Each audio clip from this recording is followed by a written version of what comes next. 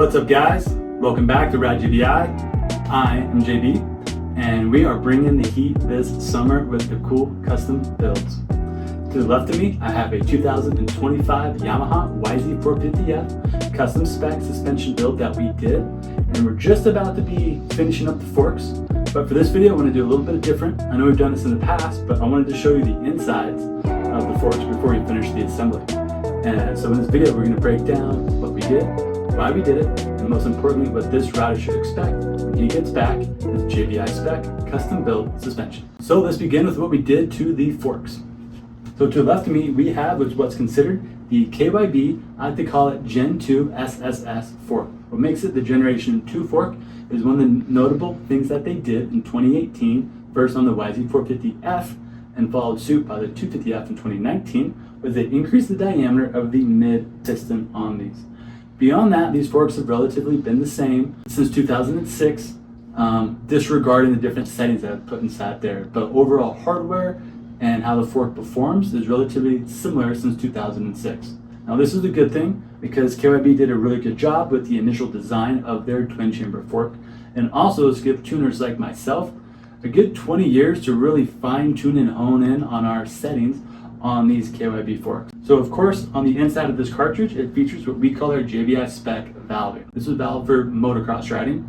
This rider is located in Arizona, so he commonly rides Arizona Cycle Park and Motoland. They'll also be making some treks out here in Southern California to ride as well, and probably a little bit of back east also to maybe ride Colorado and Texas. So our JBI Spec valving kind of has three key components that we like to focus on. The first component is ensuring that it has very good comfort and plushness over those small and medium bumps. Those are the type of bumps that you find going into corners and coming out of corners.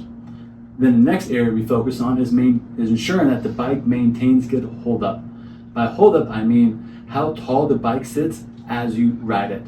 We don't want a bike that squats too low because then you're just losing suspension travel and the bike isn't going to handle as designed. The third area we focus on is making sure that suspension has good bottoming resistance. Bottoming commonly happens during jump landings and any other high impacts while you ride. This can be whoop sections or G-outs. So the way we accomplish that, again, is through our JBI Spec valving, and then we have a few other hardware pieces that we utilize as well to further improve those attributes. One of those key components is going to be our JBI volume spacer. That is this rubber piece we have right here. What that does is allows us to modify the internal volume of the fork without having to add oil.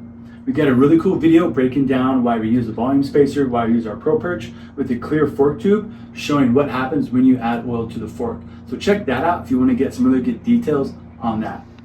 Anyhow, the volume spacer is an easy way for us to control the progressiveness of the fork. By that I mean, as the fork compresses down this way, we want it to build up resistance, so make it harder to compress. We want it to do it progressively. So we want it initially to be pretty easy, so that way it's comfortable and plush over the small bumps, but as you compress it deeper, it gets harder to compress. The volume spacer is one way we're able to achieve that. Now, in order to achieve even more bottoming than what the stock suspension can do, we utilize what's called our JBI Titanium Pro Perch. Now, the Pro Perch, that only engages the last few inches of travel.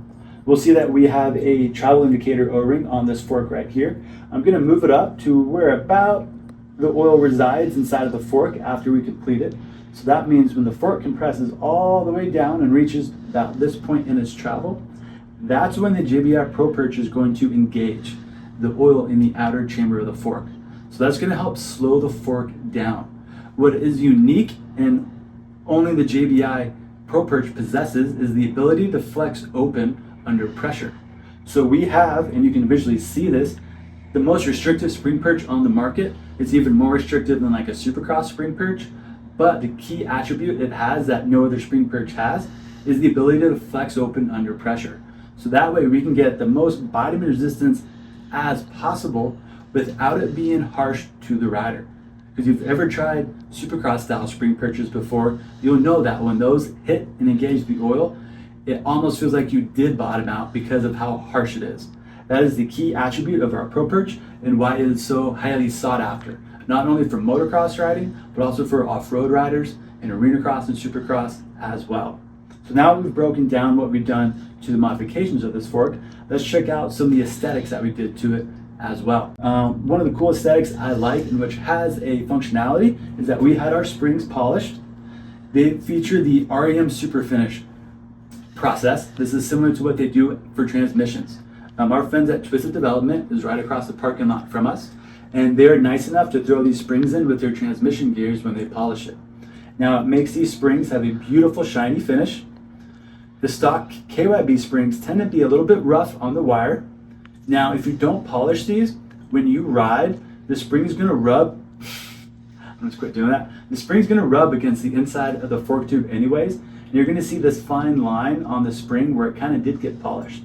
So this eliminates that happening and also decreases the chances of your oil getting dirty from the spring contaminating that oil. So that's really the main reason why we love to polish these springs. Now we had a bunch of blue anodize going out for this build, so we could anodize the blue shock compression adjuster housing.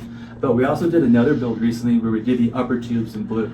So while we're doing that, I figured, you know what? Why don't we send in his rebound adjustment rods to be anodized blue as well. Now these do functionally nothing except work with your adjustment clicker, but they look pretty cool. And we also did that with the lock nut here at the bottom. I enjoy doing these small little pieces like this because in the future, let's say like 5, 6, 7 years from now, somebody else is going to take these forks apart and be like, oh my God, check out just the level of detail and attention, not only to the functionality of how well they work, but just those small other pieces as well.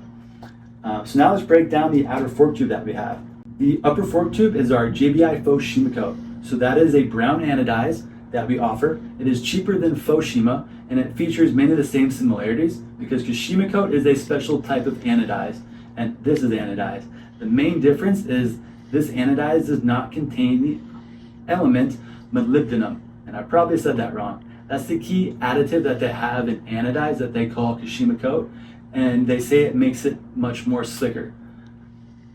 It does, but the anodizers we have here in California have been around since like 1960, and they do an awesome job on our parts. And you'll see that all the anodize that we offer has a very slick finish to it, but most importantly, it's very good quality anodize. It's not going to wear out or fade over time, within reason. Don't leave your bike in the sunlight for long periods of time, and by that I mean like over the course of the summertime. For the lower tube, we like to source these tubes from our vendor called K-Tech. They're some good friends of ours. They're originally out of Europe, so they're back across the pond, but they have a supplier out of New York where we get many of our items from. We love the sapphire blue tubes is what they call them. This helps reduce downtime on these custom builds, because that way we can just buy a tube already coated, already done, and swap it out.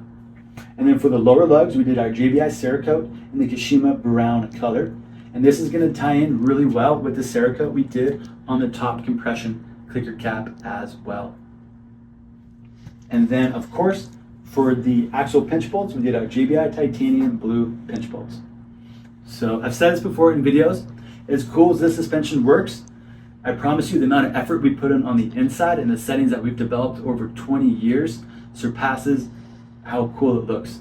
So what I really appreciate about these custom builds is we're very confident that it performs as well, if not better, than it looks. Now let's break our attention down to this shock that we did here. Don't want to drop it.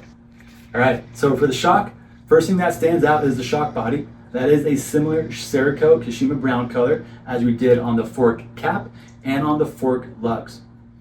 One thing that we did is the shock compression adjuster housing, this piece here in blue, that's normally silver on your bike, but your high speed adjuster is already blue. So I thought it'd be cool to anodize this blue to tie it in with the high speed adjuster here on the outside.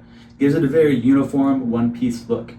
And since we did the lower blue sapphire tubes, I thought, why don't we do a metallic candy blue spring to tie it together with the lower fork tubes.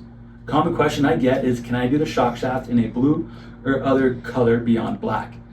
I strongly recommend against that because shock shafts tend to be under more pressure. So any coating that is not DLC or chrome tends to fade very quickly. We know from experience. So at Rad JBI, you will never see us do any shock shafts outside of the DLC black color. We try to keep this shock just 3 different colors. We felt like the black, other parts that we did complement the Kashima brown that we did, and then we used the blue as a nice contrasting color. So the shock shaft features our JBI DLC coat, and then just about a month or so ago, we finally got our batch of JBI black bumpers right here. We've had these for a couple years now for all the other model bikes, but we did not have them available for the YZF models for that style of bumper. I was finally able to get some made, and I'm really glad that we have them made. Our JBI shock bumpers are made out of the same PUR foam material as the OEM bumper, but it has a small NBR rubber additive. That's the type of rubber it is. That's what gives it that black appearance. It also seals the bumper, so it makes it less susceptible to absorbing moisture after you wash your bike, and it gives it better UV protection. So these bumpers won't get hard and crack nearly as quickly as the original OEM foam bumpers do. So far, I have yet to see our bumpers really degrade and harden that way as the OEM bumpers do, so I'm really glad. And they're cheaper than OEM bumpers. So here at Ride JBI, we're doing our best to fight inflation and keep the cost of quality parts at a very reasonable price. At the very bottom, we also did a Cerakote on the rebound clicker housing. We'll call it the spring cup, spring retainer, preload rings, and then this is our JBI bladder cap, which is already anodized black. On these shocks, they don't feature what's called a Schrader valve. That's the type of valve that you use to inflate the tires on your bike. What we like to do is utilize the bladder cap that has one on there. Reason being is the OEM cap does not feature that. Instead, it has a rubber plug that you need to pierce with a very fine hypodermic needle. While we understand that style of nitrogen cap can work, sometimes those plugs do fail and the nitrogen leaks out, and then you have a shock that performs very poorly. So at Ride JBI, in this scenario and on this specific part, you will see that we always change out any bladder cap with a rubber plug for a cap with a Schrader valve. It's just much more reliable, they almost never fail, and they're much more easier to service and check. So if you ever want to check your pressure, it's very easy to do that. And if you're servicing the shock, it's much easier to service as well. Your local suspension guy will thank you. These are also sold separately on JBI.com if you just want one for your own Yamaha YZ450F. So now we've covered the aesthetics on the shock, let's talk about what we did on the inside. Again, as cool as it looks on the inside, I promise you it's going to perform equally as well, if not better.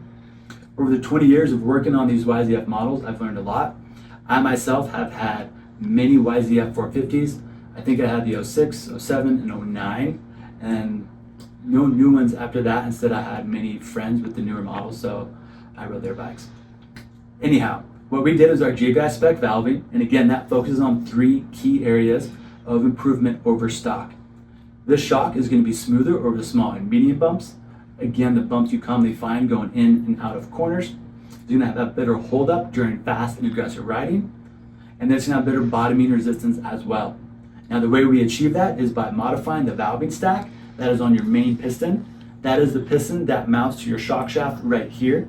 And then, of course, we also modify the shim stack behind your compression adjuster as well, as that often gets overlooked. And we also have our own JBI titanium pistons now for these shocks as well. So what this rider can expect now compared to stock is a bike, well, the Yamahas already have very good suspension from the get-go. So what's cool about these is we really focus on amplifying the already good traits and personality that the Yamaha has and make it even better. We don't want to disregard or take away any of its already good personality and handling traits and characteristics that people love so much about the Yamahas.